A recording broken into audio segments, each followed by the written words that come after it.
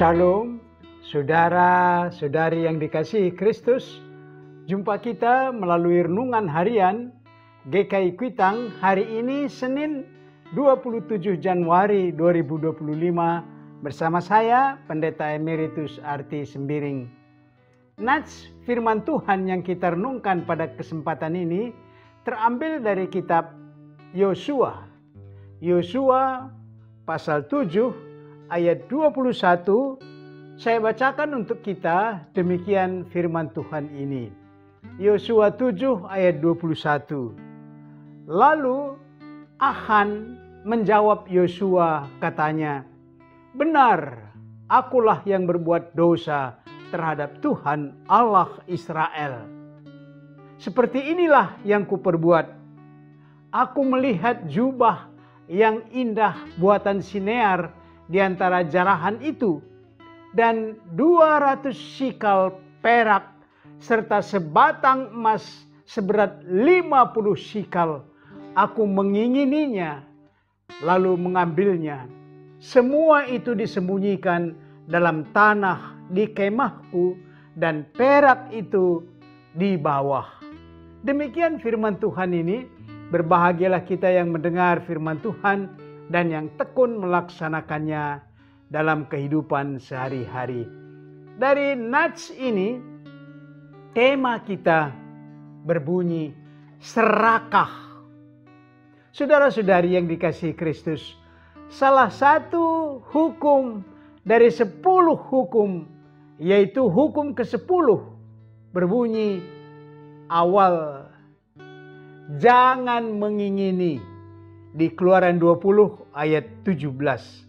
Mengingini dengan kalimat yang positif berarti bercita-cita, yang memberi dorongan untuk berusaha dengan kerja keras untuk mendapatkan apa yang diingini itu. Ingin menjadi pengusaha besar, seseorang belajar berdagang, mendirikan usaha dengan baik. Ingin menjadi pemimpin, seseorang menambah wawasan politik melalui satu kader politik. Dengan itu dia bisa menjadi pemimpin bangsanya. Saudara-saudari, apa yang diungkapkan dalam nats renungan kita hari ini berkenaan dengan mengingini yang diantisipasi oleh hukum yang ke-10 umat Israel dalam pimpinan Yosua. Oleh pertolongan Tuhan, rupanya telah berhasil menduduki kota Yerikho. Raja dan rakyat Yerikho sudah dibinasakan. Rumah mereka sudah diruntuhkan. Barang-barang kekayaan penduduk Yerikho sudah dikeluarkan. Demikian juga ternak-ternak mereka. Semua itu telah menjadi barang jarahan. Sebelum penghancuran kota itu, Tuhan mengingatkan agar umat itu jangan mengambil barang yang dikhususkan untuk Tuhan, yaitu segala emas dan perak serta barang-barang tembaga dan besi adalah kudus bagi Tuhan. Semuanya itu akan dimasukkan ke dalam perbendaharaan Tuhan.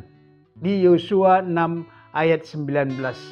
Itu peringatan, aturan. Kalau di negara kita ini dikenal dengan sumpah jabatan sebelum seseorang menjadi pejabat. Ini juga satu peringatan supaya nanti mereka jangan terlanjur melanggar aturan ini. Saudara-saudari, nats renungan ini justru seorang prajurit bernama Achan yang turut dalam penaklukan kota Yerikho justru melakukan apa yang dilarang tadi. Dengan motivasi mengingininya, suatu keinginan atau bercita-cita memiliki perak dan emas, yaitu harta, tanpa kerja keras.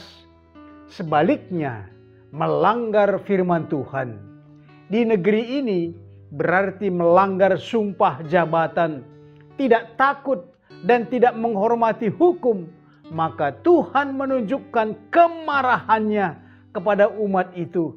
Umat Israel dikalahkan oleh penduduk kota Ai yang jauh lebih kecil dari kota Yerikho. Saudara-saudari, tetapi siapa orang itu? Akhirnya ketemu Achan, telah berdosa melanggar firman Tuhan karena serakah.